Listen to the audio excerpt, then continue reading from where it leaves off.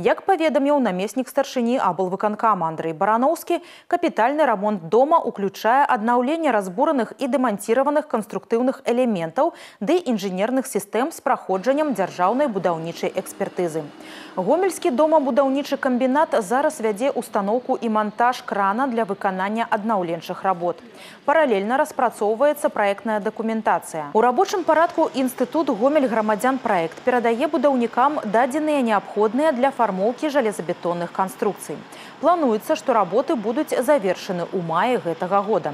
Акрамя таго, як паведаміў старшыня гомельскага гарвыканкама Уладзімір Прывалаў, сённяшняга дня пачынаюцца выплаты грашовых кампенсацый жыхарам за кватэры, прызнаныя аварыйнымі. Памер разлічаны гомельскім агенцтвам па дзяржаўнай рэгістрацыі і зямельным кадастры і адпавядае рыначнаму кошту жылля.